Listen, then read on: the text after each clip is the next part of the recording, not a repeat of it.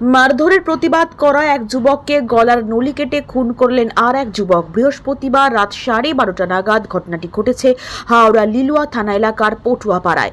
Police ও স্থানীয় সূত্রে জানা গিয়েছে, এলাকার একটি ক্লাবে গণেশ পুজোর প্রসাদ বিতরণ করা হচ্ছিল। পুজোর প্রসাদ পরিবেশন করার কাজ করছিলেন সৌভিক দত্ত নামে এক যুবক। ঠিক সেই সময় রাস্তার বাইরে অমিত রায়চৌধুরী ও টুনটুন রায় নামে দুই যুবকের মধ্যে বচসা হচ্ছিল। আচমকা অমিত টুনটুনকে মারধর শুরু করেন। ঘটনাটি দেখে মারধরের প্রতিবাদ করতে এগিয়ে যান সৌভিক। তা নিয়ে অমিতের সঙ্গে দুই একটা উত্তপ্ত বাক্য বিনিময়ের পরই অমিত পকেট থেকে একটা ছুরি বের করে সৌভিকের গলায় চালিয়ে দেন।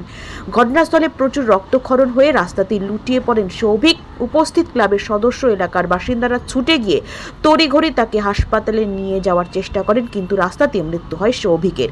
ঘটনাস্থল থেকে অমিত ও টুনটুন নামে দুই যুবককে লিলুয়া থানার পুলিশ গ্রেফতার করেছে। পুলিশ জানিয়েছে, ধৃত অমিত হাওড়া আদালতে মোহরির কাজ করেন। সৌভিকের দেহ ময়নাতদন্তের জন্য পাঠানো হয়েছে।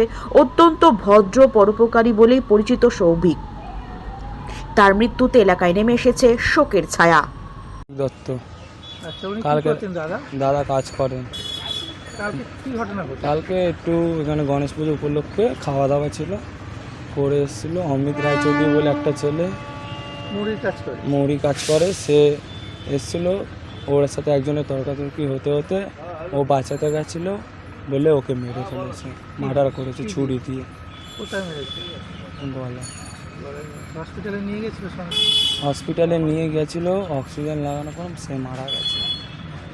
কিন্তু আগে কোনো কি ওর সঙ্গে ঝামেলা ছিল? কোনো অশান্তি ছিল না, কেউ কিচ্ছুই জানে না। ও ফিট অ্যান্ড ফাইন, একদম সুস্থ, একদম সাধারণ ছেলে, একদম নর্মাল। কারোর সাথে কোনোদিনও অশান্তি ঝামেলা ছিল করে না, কোনোদিনও কারোর সাথে রেকর্ডও নেই যে ওর সাথে ঝামেলা আছে। ও কোনোদিন অশান্তি ঝামেলায় থাকতো না। কোর্টের যে মুড়ের ছুরিটা পেলে করতে? বাড়ি থেকে নিয়ে এসছে, বাড়ি থেকে তুলে নিয়ে ওনার ভাই এবং মা। তোমার নাম? তোমার নাম? আমার নাম কৌশিক, তার ভাই।